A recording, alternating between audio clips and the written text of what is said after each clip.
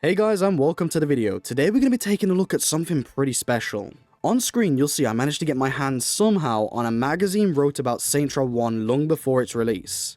Now normally this isn't the type of thing I would cover, but actually this magazine features an interview where the writers of this magazine, get ready for a jump scare, Deep Silver, went and visited Volition HQ and spoke about Saints Row long before it released.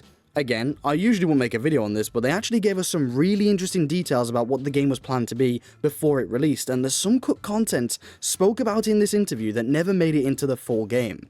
So in today's video, I thought we'd dissect the interview portion of this magazine. Now before you all panic, I know what you're thinking, AJ, we want to read it all. Well, in this video, I'll show at least every page about Saints Row so you guys can pause the video and watch. I'll take some photos too so you can get clear looks at it, and eventually, if all things align right, I'll try and get the images scanned so you guys can see high quality documents. No promises on that though. But anyways, let's talk about the juicy things. So the first page basically just sets the scene about them going to visit Volition, and honestly they just basically compare it to GTA and then say actually, it might not be as like GTA as you think. That's basically the whole page summed up, no need to read any further into it, but again it's on screen if you do want to. Now the second page is where the fun stuff happens. They basically interviewed a guy called... Anyway, he's the senior producer at Volition. Interesting stuff.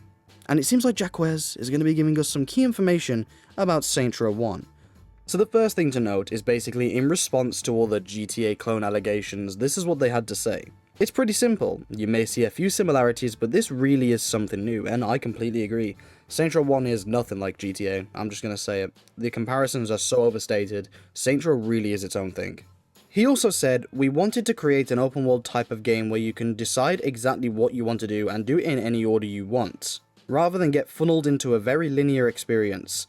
There are 13 different types of activities that can be performed just about anywhere in the city. Now, I want to pause for a second there, because to my memory, I'm pretty sure Saints Row 1 had, what, maybe 10 activities? I definitely don't remember there being 13, but perhaps they're counting stuff like thefts, holdups, and stuff as activities in this sort of interview. Either that or there's some cut content we haven't seen. You can go into any neighborhood and take part in anything. We have street racing, pimping, drug dealing, and escort activities among others. If you like to do a lot of racing, then you can concentrate on that area and build respect in that area in that way. As you earn respect, you'll trigger the mission that can earn you neighborhoods. The story is divided into 4 separate storylines, and this allows us to let you go anywhere and let you trigger them in any order. Now, hear me out. 4 different storylines, right? So, now, I want to be very specific here. I may be misinterpreting this, as I know obviously once you beat the 3 gangs, there's obviously the whole plot after that.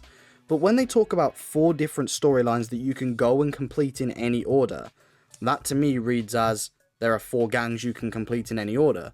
Because surely that would be there's 3 storylines you can complete in any order, and then there's a storyline after that, right? If we were talking about how Saints Row 1 actually is.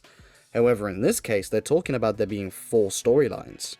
So I don't know what this means. Does this mean there was an entire gang cut, or is it just some shoddy wording basically to say you can beat the 3 gangs and then there's the whole stuff after that? So then the writer of this article basically says that Saints Row's map is a lot smaller than GTA's, and again, there's not too much for me to talk about here, so I'm going to kind of let you guys read this if you want to read this, as I don't think there's any critical information here. They basically just say, even though Saints Row's map is smaller, it doesn't hold back, blah blah blah blah blah. So up here, they talk about respect profile, and I have to say, this is really kind of confusing. I'm not sure if they're talking about the online mode and that sort of clan system they used to have back in the day, but they say here, respect is quickly becoming as important as health bars and continues in video games. It seems that if nobody respects you, then you simply have no friends, which eventually leads you to taking on a mass of people who have much respect, and your subsequent bitter defeat. Now, I'm trying to pick up what they're actually saying here. The only thing I can interpret this as is maybe if you don't have enough respect and haven't played through enough of the story, you can't have the full capacity of homies.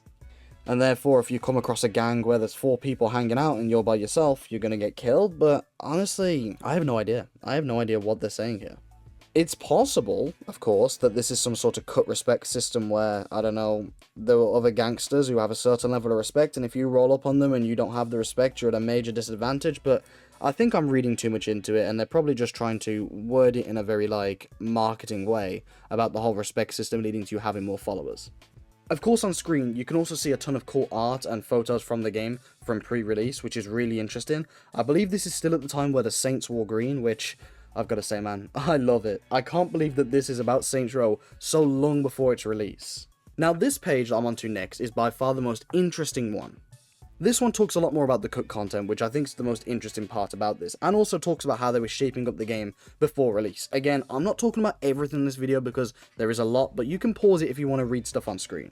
So up here at the top right, they speak about the respect systems in the game, and most of it's kind of the stuff you already know. It's basically the journalists kind of speculating about whether respect will mean that people respect you differently in the streets when walking past them, kind of like a Fable 2 system, and there's nothing interesting. But if you go to the we ain't heavy part, there are two types of homies in the game. The regular ones you can just walk up to in the street and recruit by having enough respect. This is pretty normal. And we also have 5 special unlockable homies that all have their own abilities. These will be very valuable. Now this to me is the most confusing part, not only because of the number of homies, but the main thing that confuses me is they have their own abilities.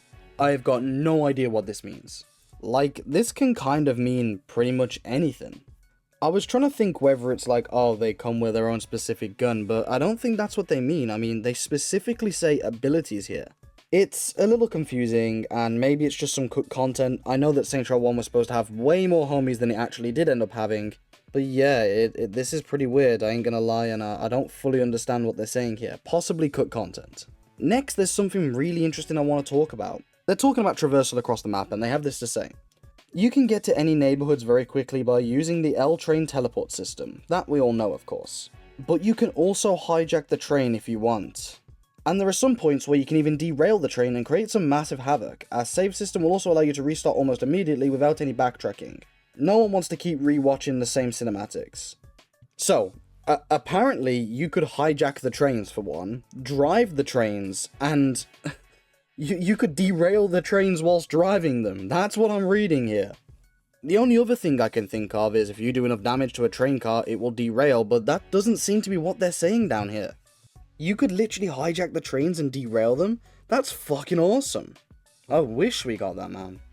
They then also just go on to talk about the radio stations in the game and that you should all be ready for a big leap in quality, but honestly, I don't think that stuff's too interesting that you guys have to read. So, as you can tell, there are some pretty juicy details in this article. Nothing ridiculous, don't get me wrong, but what there is some clear proof of some cut gameplay mechanics, maybe some cut characters, and some cut activities. I wish we could learn a little more about some of these things. And for the last part of this video, I'm going to just simply put some music behind it and let you guys have a clear look at the articles in as best quality I can capture with my phone camera. I'm sorry, I know it's not great, but I'm trying out here. So yeah, that's the juicy details about Saints Row 1 pre-development. Pretty interesting. I would love for some more, but I think this is probably the closest we're going to get. Anyway, maybe you didn't know this stuff and you learned something today. I surely hope you did. But if not, regardless, I hope you enjoyed me talking about some good old Saints Row history, because this stuff's pretty interesting to me. Hope you enjoyed, guys, and I'll see you later.